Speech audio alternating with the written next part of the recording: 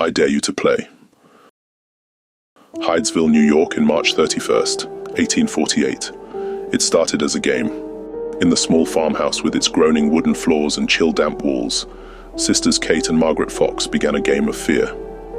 "If there's a ghost here," Kate whispered, "knock, once." They laughed nervously. But then, knock. The laughter stopped. A chill swept across the room like an unseen breath. The girls looked at each other. Kate swallowed.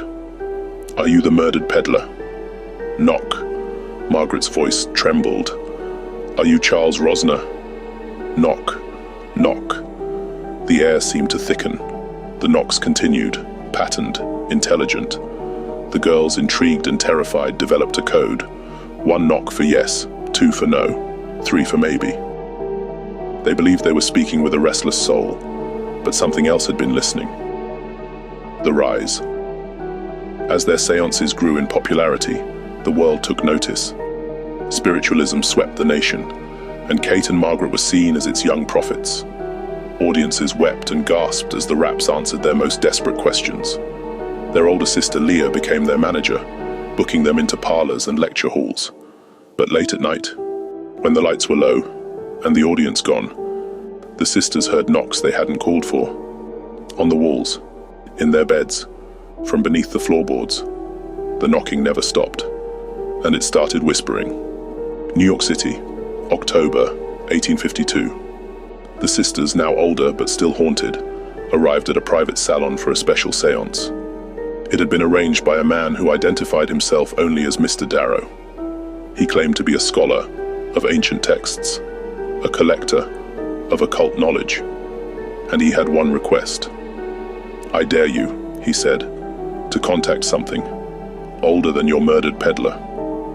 Something not of this world." Margaret, uneasy, shook her head. "That's not how it works. We talk to the dead, not demons." Mr. Darrow smiled. "Isn't that what you've already been doing?" The air in the room grew cold. Kate's lips trembled. "You don't even know what you opened in Hydesville," he whispered. "The raps you heard, they weren't Charles Rosner. He never existed. You were speaking to Azazel." Margaret blinked. "Who?" He leaned close. "One of the Watchers, cast from heaven for teaching humans forbidden knowledge. And now, thanks to you, he's found a voice." The seance.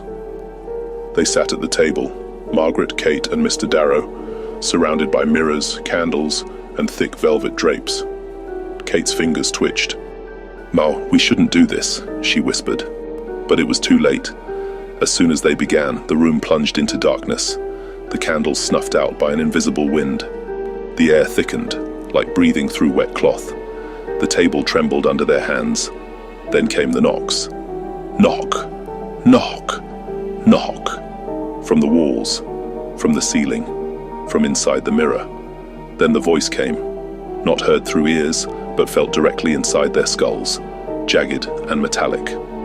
"You speak to the dead, but I am no shade." Margaret screamed. The air reeked of sulfur and burning feathers. "You opened the gate. You taught them the code. Through your dares and games, I entered this world again." Kate tried to stand, but her body wouldn't move. She was frozen.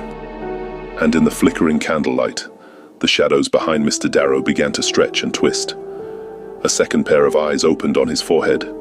Claws sprouted from his fingers. His voice shifted, no longer human. "I am Azazel, fallen of the Grigori, keeper of the iron arts and blood rituals. You called me, and now I come to claim my due." The walls pulsed, veins of black spreading across the wallpaper. The mirrors shattered. Margaret sobbed.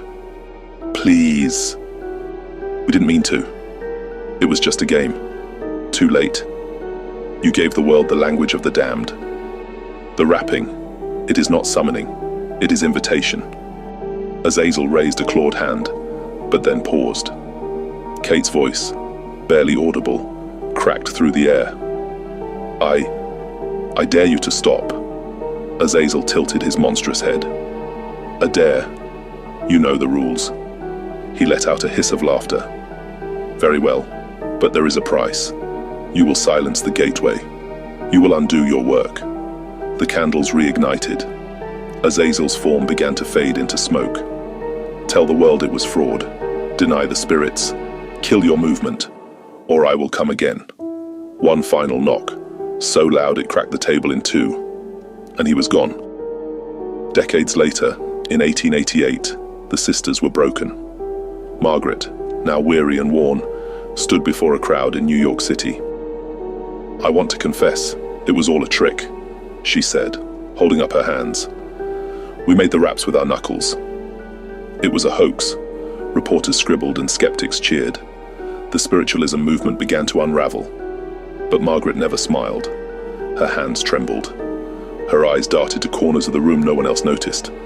That night, alone in her boarding house, she lit a candle, and she heard it. Knock, knock. She wept. We did what you asked. The candle flickered, then went out. Sometimes the only way to hide the truth is to bury it in a lie. The end.